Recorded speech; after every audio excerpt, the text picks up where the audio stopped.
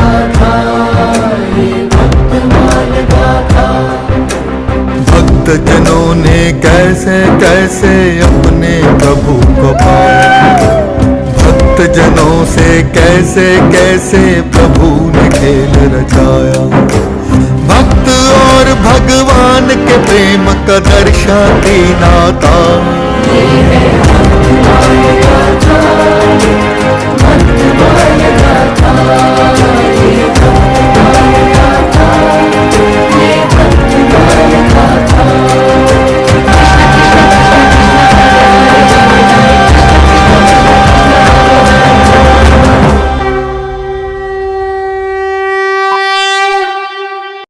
मेरी पुत्री आपकी साधना में बाधक नहीं बनेगी। क्षमा कीजिएगा ब्राह्मण देवता, माता ने आपको स्वप्न में यह आदेश दिया है, परंतु मुझसे तो कुछ नहीं कहा।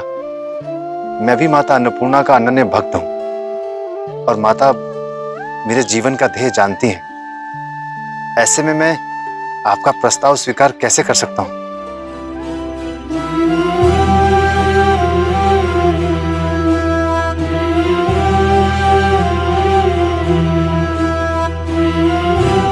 माता अन्नपूर्णा ने मुझे बचपन में अपने हाथों से भोजन कराया है। यदि उन्होंने ब्राह्मण देवता को स्वप्न में आकर उनकी पुत्री के लिए मुझे वर के रूप में चुना है, तो कदाचित ये माता अन्नपूर्णा की ही इच्छा हो। किंतु मेरे कुल को तो महात्मा का श्राप लगा है, जो उन्होंने मेरे पिताश्री को दिया था। इसका अर्थ तो ये है कि विवाह के पश्चात भी मेरे वंश की वृद्धि नहीं होगी, किंतु विवाह होने से मुझे पत्नी का प्रेम भी तो मिलेगा, मेरा जीवन भी व्यवस्थित हो जाएगा। विवाह के पश्चात घर में ही भोजन मिलेगा। अभी तो परंतु मुझे तो अध्यात्म और भक्ति के मार्ग पर चलना है, जिसमें विवाह बाधा उत्पन्न कर सकता है। मेरे पूजनीय गुरुदेव ने भी मुझसे यही कहा था। नरहरि कंचन कामी, इनते रहिए दो, जो चाहिए कल्याण राम दरस भरपूर।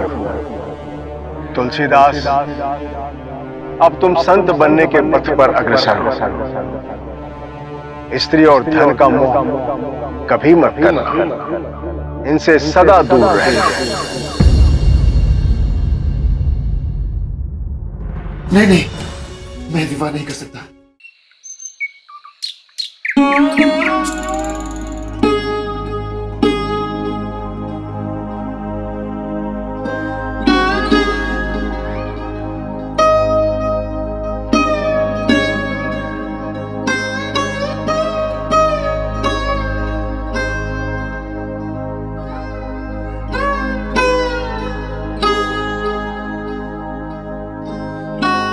ये लीजिए ब्राह्मण देवता, जल ग्रहण कीजिए।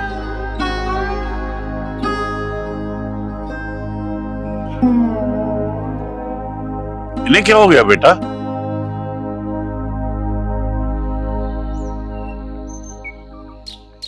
इन्होंने अपनी पुत्री के साथ मेरा विवाह कराने के लिए हठ कर लिया है। ये तो बहुत ही उत्तम विचार है। सर्वप्रथम आप इस गांव के बेटे हैं और हम सब चाहते हैं कि आपका घर बस जाए। 2 दिन से मैं भी इसी असमंजस में था, इसीलिए इस समस्या का निवारण करने आया हूं। उठिए ब्राह्मण देवता, जल ग्रहण कीजिए।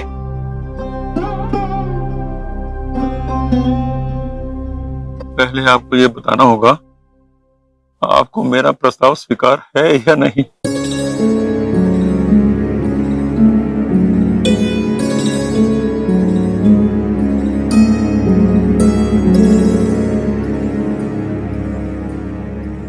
ब्राह्मण देवता, आप जाकर विवाह की तैयारी कीजिए।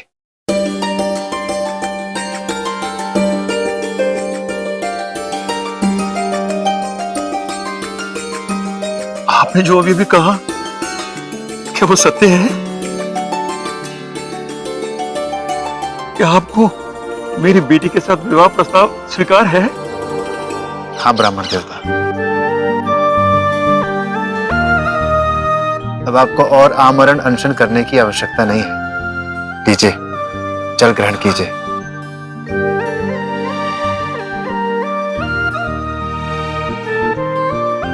कितनी प्रसन्नता की बात है, आप हमारे ग्राम में हैं पुत्र, और हम सभी आपके विवाह के साक्षी बनेंगे। कभी आप एक नवजात बालक के रूप में इस गांव से गए थे और अब इस गांव में ही आपका विवाह होगा। आपने मेरी पुत्री का विवाह प्रस्ताव स्वीकार करके मुझे धन्य कर दिया। मां पार्वती ने सत्य कहा था, आप ही मेरी पुत्री के भाग्य हो। ब्राह्मण देवता, विवाह की तैयारी कीजिए।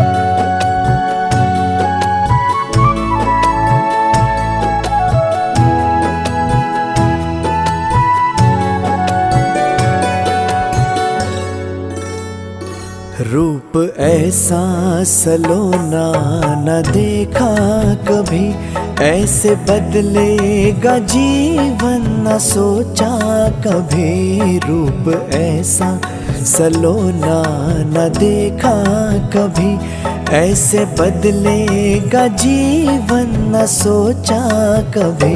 भाग्य की मुझ पे कैसी कृपा हो गई, भाग्य की मुझ पे कैसी कृपा हो गई। कोई जाना न उसका भी लेखा कभी। रूप ऐसा सलोना न देखा कभी, ऐसे बदलेगा जीवन न सोचा कभी।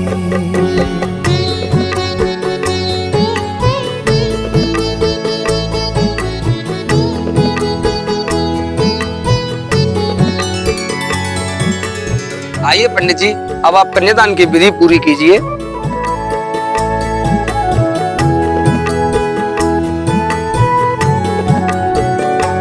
एक क्षण में बना दी है ईश्वर ने अब, मेरे हाथों में अब तक जो रेखा नहीं।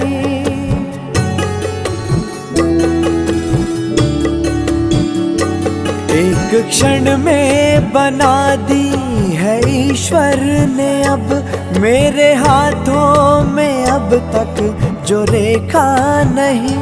रूप ऐसा सलोना न देखा कभी, ऐसे बदलेगा जीवन न सोचा कभी। रूप ऐसा सलोना न देखा कभी, ऐसे बदलेगा जीवन न सोचा कभी।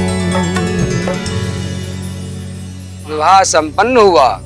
अब आज से आप दोनों सुख और दुख के पूर्ण रूप से सहभागी हुए और सभी मांगलिक कृत्यों में और सुख दुखों में हमेशा एक दूसरे के जीवन साथी बनकर रहोगे और भगवान शंकर और माता पार्वती का पूर्ण आशीर्वाद तुम दोनों को प्राप्त हो।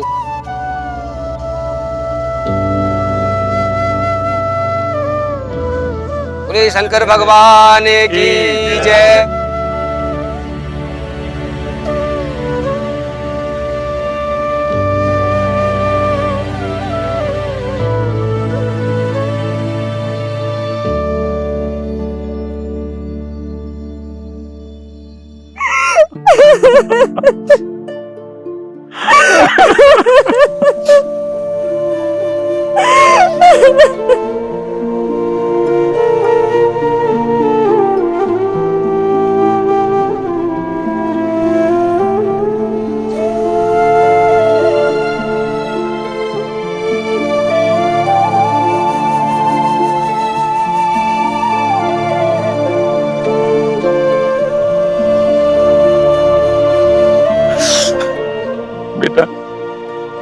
मैंने अपनी पुत्री का हाथ आपके हाथों में सौंप दिया है।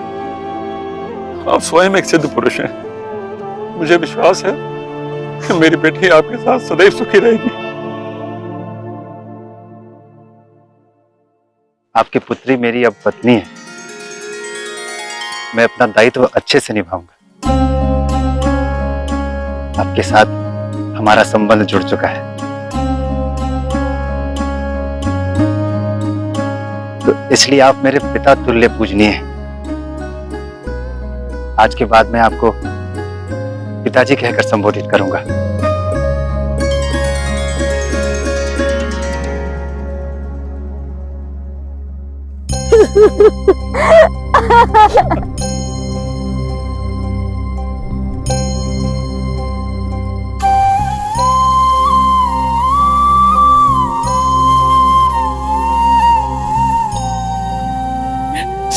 अब तुम्हारा पति ही तुम्हारा सौभाग्य है रत्ना।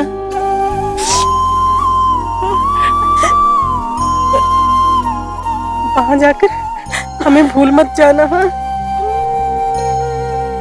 माँ, यदि आप ऐसा कहोगे तो मैं नहीं जाऊंगी।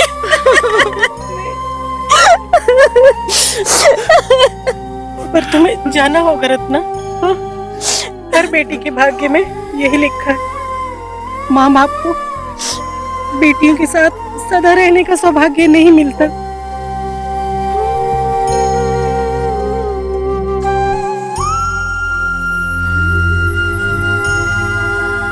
जीजी, मैं आपसे मिलने के लिए शीघ्र ही आऊंगा जीजी।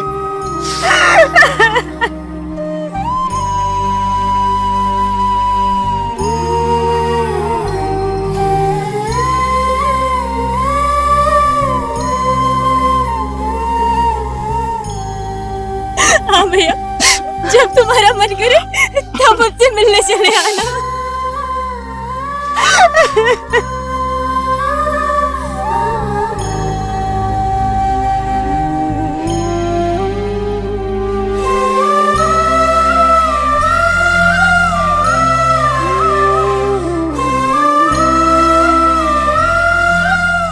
बेटी, मैं बहुत विद्वान जीवन साथी मिला। सदैव खुश रहो।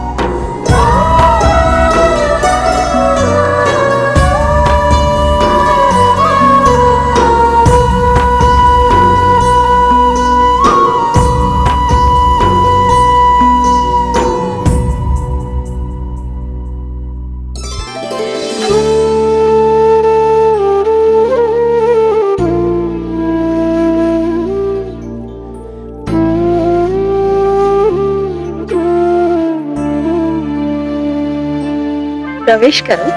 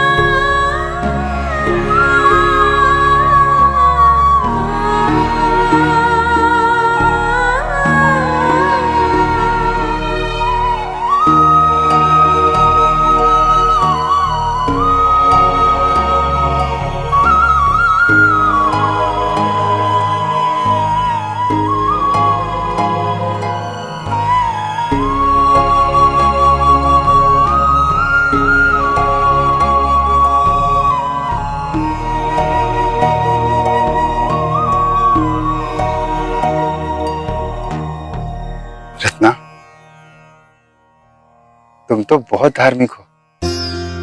बस सामान्य प्रकार से पूजा पाठ करती हूँ। आपकी भांति वेद पुराण और शास्त्रों की ज्ञाता नहीं हूँ। ये आवश्यकता भी नहीं। कुशल गृहिणी होना बहुत बड़ा दायित्व होता है। उसके साथ साथ पूजा पाठ करना सनातन संस्कारों की गरिमा होती है, जो अति आवश्यक है। घर में सदैव धार्मिक वातावरण रहा। बाल्यकाल से ही माँ पिताजी को पूजा पाठ करते देखा। उन्हीं ने मुझे ये संस्कार दिए हैं। उत्तम। ये मेरा सौभाग्य है रत्ना कि पत्नी रूप में मुझे तुम मिली। तुम जितने रूपवान हो उतने ही गुणवान भी हो। मेरा भी जीवन धन्य हुआ है स्वामी कि आपके जैसे महाविद्वान से मेरा विवाह हुआ। क्या तुम आजीवन मेरा साथ दोगे? अब तो मैं संपूर्ण रूप से आपके साथ हूँ स्वामी।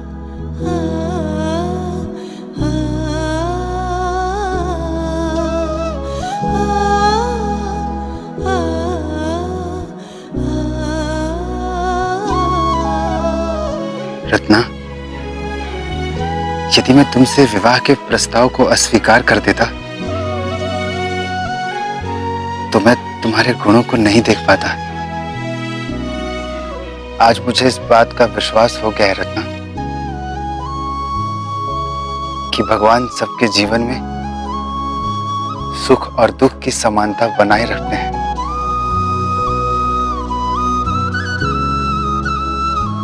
आज से पूर्व मैंने प्रेम का इतना सुखद अनुभव कभी नहीं किया था रत्ना। कदाचित प्रेम के विचार ही नहीं आए, किंतु अब मैं सदैव तुम्हारे साथ रहना चाहता हूं।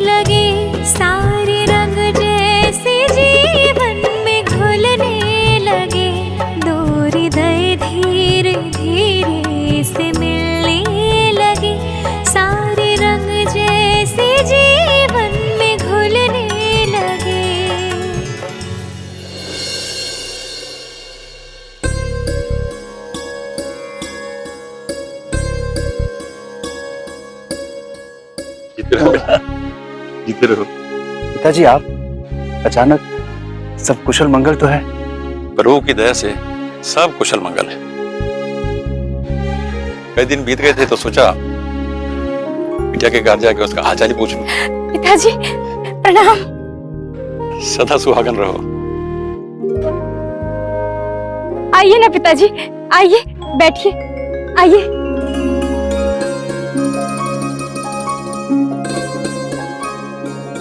आप बैठिए पिताजी, मैं आपके लिए जलपान का प्रबंध करती हूँ। नहीं बेटी, मुझे पाप में डालोगी क्या? बेटियों के घर का तो जल भी ग्रहण नहीं किया जाता। पिताजी आप लंबी यात्रा करके आए, आपको भूख तो अवश्य लगी होगी। रत्नावली की मां ने रास्ते के लिए भोजन की व्यवस्था कर दी थी। मुझे भूख लगी थी तो मैंने खा लिया। आइए दामाद जी, आइए बैठिए।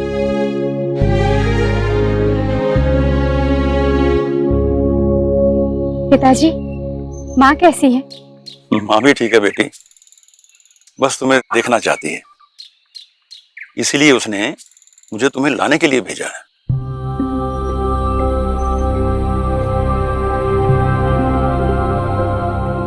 दामाद जी, यदि आपकी अनुमति हो तो कुछ दिनों के लिए मैं रत्नावली को इसके मायके ले जाऊं।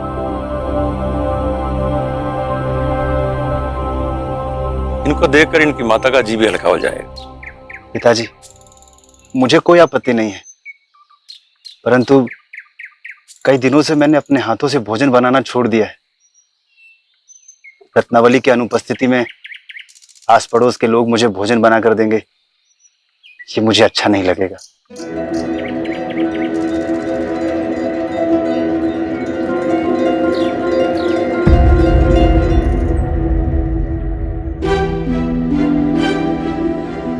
आपने सत्य कहा दामाद जी, लेकिन कुछ ही दिनों की बात थी।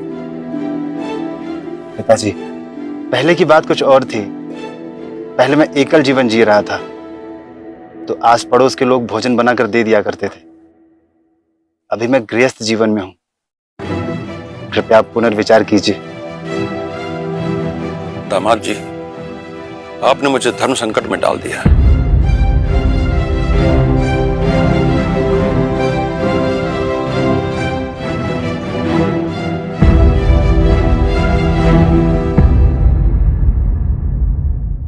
परम कृपालवे श्री सद्गुरु भगवते नमो नमः। जय श्री राधे, जय श्री कृष्ण। कल जो प्रश्न किया था तो 50% लोग हमारे प्रश्न को समझ ही नहीं पाए। हमारा ये प्रश्न नहीं था कि हिंदू धर्म के अनुसार शादी करनी चाहिए या नहीं, ये प्रश्न नहीं था। प्रश्न ये था कि गुरु की आज्ञा एक तरफ भगवान की आज्ञा, तो साधक किसको माने, ये प्रश्न था। रही बात शादी की, शादी तो धार्मिक संस्कार है। हमारे यहाँ 16 संस्कार है। 16 संस्कारों में 15वां संस्कार विवाह संस्कार है और ये धार्मिक संस्कार है। तो शादी करना कोई दोष नहीं है। और जितने भी संत और अवतार हुए हैं सब सदगृहस्थों के यहाँ हुए हैं। तो शादी तो एक धार्मिक संस्कार है। प्रश्न ये नहीं था। प्रश्न था कि गुरु आज्ञा, नरहरि कंचन कामनी इनते रहिए दूर, जो चाहे कल्याण निज राम दरस भरपूर, ये गुरु आज्ञा थी। और इधर मातेश्वरी पार्वती की मतलब भगवत आज्ञा है।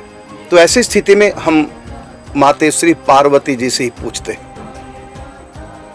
कि क्या गोस्वामी तुलसीदास जी ने आपकी बात मान करके सही किया है। तो मातेश्वरी से ही पूछते हैं। अब चलते हैं रामायण में। गोस्वामी तुलसीदास जी लिखते हैं वो प्रसंग जब गुरु देव ऋषि नारद जी की आज्ञा से भगवती पार्वती जी तपस्या करते हैं और भगवान शिव ने सप्तऋषियों को भेजा मातेश्वरी पार्वती जी की परीक्षा लेने के लिए। और सप्तऋषि यहां कहते हैं कि आप नारद जी की बात को छोड़ दो, गुरु जी की बात छोड़ो, तपस्या छोड़ दो। लेकिन वहां पार्वती जी स्वयं क्या कह रही है, ये बात जो तुलसीदास जी के साथ बीती, मातेश्वरी पार्वती के साथ भी ऐसे ही हुआ था। वहां भी गुरु की बात छोड़ने की बात हुई थी। तो वहां पार्वती जी कहती है कि नारद वचन ना मैं परिहरि हूं, सप्तऋषियों से मातेश्वरी कहती है कि मैं अपने गुरु की बात, देव ऋषि नारद जी की बात नहीं छोड़ूंगी। नारद वचन ना मैं परिहर हूं, बसऊ भवन उजरहु नहीं डर हूं। चाहे मेरा घर बसे चाहे उजड़ जाए, मुझको इसकी परवाह नहीं, ना डर हूं, नहीं डरूंगी। मैं अपने गुरु के वचन को नहीं छोड़ सकती। और यहां तक कहा कि गुरु के वचन प्रतीत न जेहि, जिसको गुरु के वचनों पर विश्वास नहीं, सपने हो सुगम ना सुख सिद्धि तेहि। मातेश्वरी कहती हैं जिसको अपने गुरु के वचनों पर विश्वास नहीं, सपने में भी उसको सुख और सिद्धि प्राप्त नहीं हो सकती। इसलिए मैं अपने गुरु देव ऋषि नारद जी की बात को नहीं छोड़ सकती, नहीं छोड़ सकती, नहीं छोड़ सकती।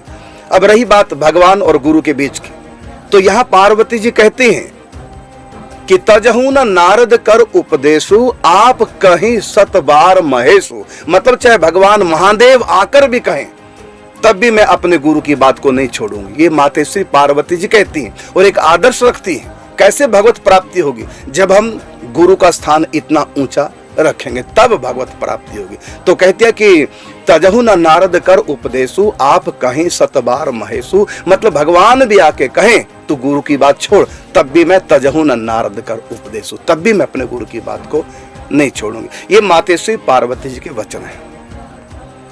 और अब गोस्वामी तुलसीदास जी के वचन लेते हैं। गोस्वामी तुलसीदास जी रामायण में स्वयं लिखते हैं, महर्षि वाल्मीकि और राम जी के संवाद में। वहां वाल्मीकि जी कहते हैं राम जी से, तुम ते अधिक गुरु जिये जानी, सकल भाएं से वही सन्माने। जो आपसे भी अधिक अपने गुरु का मान करता है, आप उसके हृदय में निवास कीजिए। तो भगवत प्राप्ति का उपाय है कि भगवान से भी अधिक साधक अपने गुरु को महत्व दे, गुरु के वचनों को महत्व दे। और स्वयं राम जी कहते इस बात को मातेश्वरी भिलनी को। तीसरा उदाहरण दे रहा हूं कि मोते संत अधिक कर लेखा, मुझसे भी अधिक संतों को मानो, तब मेरी प्राप्ति होगी। अब ये 3 रामायण के उदाहरण दिए मैंने, गोस्वामी तुलसीदास जी के स्वयं की रचना है रामायण, तो तीनों उदाहरण दिए। अब आप बताएंगे गोस्वामी तुलसीदास जी ने जो किया, क्या ठीक किया अपने गुरु की अवज्ञा करके? और उसका दंड क्या मिला गोस्वामी तुलसीदास जी को? विवाह करना कोई दोष नहीं है, ये मैं नहीं कह रहा हूं कि विवाह गलत किया है, गुरु की अवज्ञा करके विवाह किया। और उसका परिणाम क्या निकला आप देख रहे हैं, तुरंत आसक्ति हो गई, भगवान का ध्यान नहीं अब करता, अब वो पत्नी का ध्यान करने लगा, अब माया ने पकड़ लिया। फिर मैं कहना चाहूंगा विवाह गलत नहीं है, लेकिन गुरु अवज्ञा करके, और परिणाम आप देख रहे हैं, हो गई आसक्ति, छूट गया भजन चिंतन। और इतनी अधिक आसक्ति हो गई, सबके बीच में बाराती घराती सब देख रहे हैं और उनका ध्यान पत्नी की तरफ है। लोक लज्जा भी छूट गई, अब उनको कृपा ही दिखाई दे रही है भगवान के स्थान पर। ये कारण क्या था? गुरु अवज्ञा। क्योंकि गुरु माया का फंद छुड़ाने वाले होते हैं। जब गुरु की अवज्ञा हो गई, अब कौन बचाएगा? हरि रूठे गुरु ठोर है और गुरु रूठे नहीं ठोर। ये परिणाम आप आज के एपिसोड में आपने देखा। उसकी आगे चर्चा करेंगे कल और परसों 2 दिन में, ये क्या परिणाम निकले। अब आपको मिलेंगे फिर 15 मिनट के बाद चरण छाया YouTube चैनल पर आपके प्रश्नों को लेकर के, जो भी धर्म अध्यात्म को लेकर आपके प्रश्न है और भक्तमाल गाथा संबंधित कुछ भी आप पूछना चाहते हैं, बस अभी 15 मिनट के बाद चरण छाया YouTube पर हम लाइव आ रहे हैं। प्रतिदिन 9:15 बजे रात्रि को हम लाइव आते हैं आपके प्रश्नों को लेकर के। अब मिलेंगे 15 मिनट के बाद चरण छाया YouTube चैनल पर। तब तक के लिए चाहेंगे आपसे अनुमति। जय श्री राधे, जय श्री कृष्ण। आपने रत्ना को कहीं देखा है? हाँ हाँ देखा है, रत्ना का भाई आया था, उसी के साथ वो अपने मायके गई है। अच्छा। उसने मुझे यही संदेश देने के लिए कहा था आपसे। उसने कुछ बताया कि वो कब तक लौटेगी? उसने तो यही कहा था कि वो अपने माता पिता से भेंट करके शीघ्र ही लौटेगी।